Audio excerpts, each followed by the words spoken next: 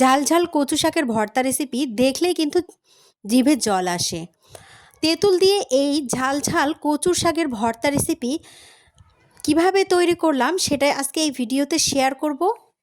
Hello everyone, আসসালামু আলাইকুম। সবাই কেমন আছেন? বরাবরের মতো আরও একটা লং ভিডিও নিয়ে চলে এলাম। একটা লাইক দিয়ে পুরো ভিডিওটা স্টার্ট করা অনুরোধ রইল। ঝাল ঝাল কচু শাকের ভর্তা রেসিপি এটা কিন্তু খুবই একটা কমন রান্না, কিন্তু আমি যেভাবে রান্না করব এতটাই সুস্বাদু হয় এই তেঁতুলের চাটনি দিয়ে, খুবই ভালো লাগে খেতে। প্রথমেই আমি কচুগুলোকে সুন্দরভাবে কেটে নেব একদম টুকরো টুকরো করে। এখানে কচুর শাকগুলো এত সুন্দর কচি, এতটুকু ধুলো ময়লা নেই। এটা কিন্তু বাজারের কেনা না, পাশের বাসার পাশে এগুলো ছিল, তো এগুলো আমি উঠিয়ে নিয়ে এসেছিলাম। খুবই দেখতে ভালো লাগছিল এবং খেতেও মন চাচ্ছিল হঠাৎ করে, আর সেজন্য এগুলো উঠিয়ে নিয়ে এসে আমি রান্না শুরু করেছি। খুবই সুন্দর এগুলো কচি ছিল, আর আমি ডাঁটা পাতা সহ নিয়ে নিচ্ছি। যারা রান্নার কাজে একেবারেই নতুন, অনেকেই কিন্তু এরকম ভর্তা করতে জানে না এবং রান্নাও করতে জানে না, তাদের জন্য মূলত এই ভিডিওটি। ঝাল ঝাল কচু শাকের ভর্তা রেসিপি আমার মতো করে তৈরি করলে খেতে কিন্তু দুর্দান্ত লাগে। একবার হলেও ট্রাই করবেন, খুবই ভালো লাগে। তেঁতুল দিয়ে একদম জমে যায় এই ভর্তাটা। আমি এগুলো কাঁচির সাহায্যে সুন্দর করে কেটে নিচ্ছি, কারণ এগুলো যদি আবার হাত চুলকায়, আর সেজন্যই আমি সুন্দরভাবে কেটে নিচ্ছি, টুকরো টুকরো করে কেটে নিচ্ছি।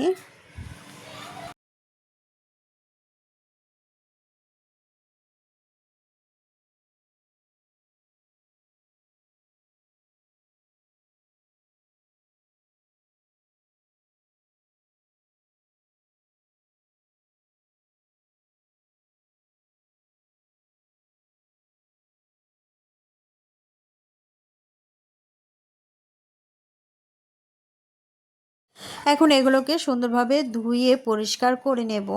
আর এখানে আমি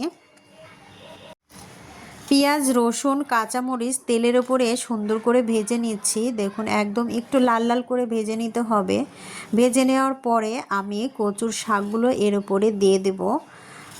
এভাবে রান্না করলে কিন্তু খেতে খুবই সুস্বাদু হয়। আমি কচুর শাকগুলো সুন্দরভাবে পরিষ্কার করে নিয়েছি, আর কড়াইয়ে সুন্দরভাবে আমি দিয়ে দিচ্ছি। আর এখানে কিন্তু একটু লবণ দেব, আর লবণ দিয়ে সুন্দরভাবে আমি এগুলোকে ঢাকনা দিয়ে ঢেকে সেদ্ধ করে নেব। এখানে স্বাদ মতো লবণ দিয়ে দিলাম, আর ঢাকনা দিয়ে ঢেকে সুন্দরভাবে একটু কুক করে নেব। তাহলেই কিন্তু এগুলো একটু কমে আসবে আর অনেক সুন্দরভাবে সেদ্ধ হয়ে যাবে। আর একটু আমি এখানে পানি অ্যাড করে দিয়েছি, একটু কমে গিয়েছে যাতে ভালোভাবে সেদ্ধ হয়ে যায়। আর একটু পানি অ্যাড করে দিলাম, আবারও একটু ঢাকনা দিয়ে ঢেকে এগুলো কুক করে নেব। এখানে সামান্য পরিমাণ একটু হলুদ ব্যবহার করেছি, হলুদ দিলে খেতে ভালো লাগে আর কি, একটু রঙটাও ভালো আসে।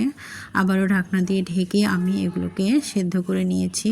দেখ কতটা কমে গিয়েছে আর অনেক সুন্দরভাবে সেদ্ধ হয়ে গিয়েছে। আমি একটি ঘুটনার সাহায্যে সুন্দরভাবে একটু থেতো করে নেব এগুলো সম্পূর্ণ।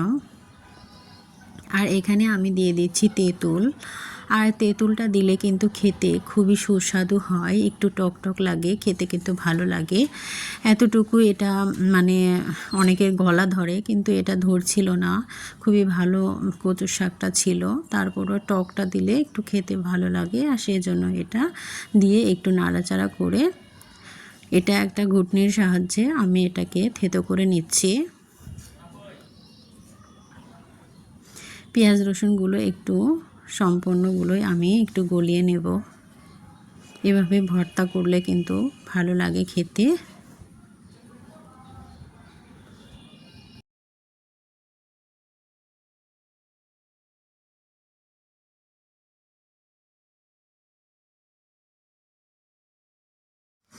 রসুনটা আমি একটু গোটা গোটায় দিয়েছিলাম, কারণ দেশি রসুন এগুলা ছিলতে অনেক দেরি হয়, আর সেজন্যই আমি এগুলো রসুনগুলোকে বের করে নিয়ে আমি এগুলো ফেলে দিচ্ছি। আর সম্পূর্ণগুলো এভাবেই নিয়ে আমি এগুলোকে আরও সুন্দরভাবে মেশ করে নেব।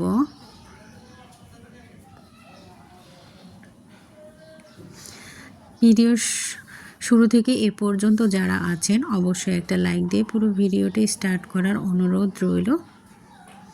যারা নতুন বন্ধুরা আমার চ্যানেলে অলরেডি চলে এসেছেন অবশ্যই চ্যানেলটি সাবস্ক্রাইব করে দিয়ে পাশে থাকবেন এবং বেল নোটিফিকেশন অল করে রাখবেন, তাহলে নিত্য নতুন ভিডিওগুলো আপনার কাছে পৌঁছে যাবে সবার আগে। একটা ফ্রাই প্যানে আমি সরিষার তেল দিয়েছি আর এখানে পেঁয়াজ কুচি দিয়েছি। ভর্তা যেটা সুন্দরভাবে মেশ করে নিয়েছিলাম সেটা এখানে তেলের ওপর দিয়ে সুন্দরভাবে আবারও দেব, আর সেজন্যই আমি এগুলো দিয়ে দিচ্ছি। এখানে নিয়েছি শুকনা মরিচটা সুন্দরভাবে টেলে নিব। পেঁয়াজ সাথে এটা সুন্দরভাবে ভেজে নিচ্ছি। আর এখানে দিয়ে দেব ডাল সম্বারা, যেটা হচ্ছে মেথি, অনেক কিছুই থাকে এটার মধ্যে, ডালে এই ফোড়নটা খাই, আর এটাই আমি এখানে দিয়ে দিচ্ছি। সম্পূর্ণ উপকরণগুলো একটু পোড়া পোড়া ভাজা হয়ে গেলে আমি এখানে কচুর শাকের মেশ করা ভর্তাটা আমি এখানে দিয়ে দেব। খেতে কিন্তু সুস্বাদু লাগে এভাবে রান্না করলে। এই যে সুন্দরভাবে মেশ করা হয়ে গিয়েছে কচুর শাকগুলো, আর আমি এখানে দিয়ে সুন্দরভাবে নেড়ে চেড়ে ভর্তাটা তৈরি করব। যে কোনো ভর্তাতেই সরিষার তেল দিলে কিন্তু খুবই ভালো লাগে, আর সেই জন্য আমি এখানে একটু সরিষার তেলটা ইউজ করলাম।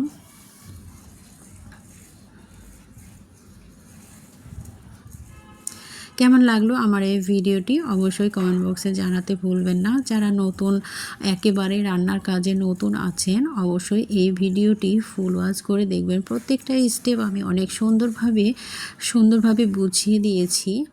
আমার ভর্তা রেসিপিগুলো তৈরি হয়ে গিয়েছে। দেখুন কতটা লোভনীয় হয়েছে এবং কালারফুলও হয়েছে, এতটুকু কালার নষ্ট হয়নি, একদমই সবুজে আছে। অনেক সুন্দরভাবে ভর্তা রেসিপিটা তৈরি হয়ে গেল। এ পর্যন্ত আমার ভিডিওর সাথে থাকার জন্য আপনাদের অসংখ্য ধন্যবাদ। কেমন লাগলো আমার এই ভিডিওটি অবশ্যই কমেন্ট বক্সে জানাতে ভুলবেন না। সবাই ভালো থাকবেন, সুস্থ থাকবেন, সকলের সুস্বাস্থ্য কামনা করে এখানেই বিদায় নিচ্ছি। আবারও দেখা হবে নেক্সট কোনো একটি ভিডিও নিয়ে। সে পর্যন্ত সবাই ভালো থাকবেন। আল্লাহ হাফেজ।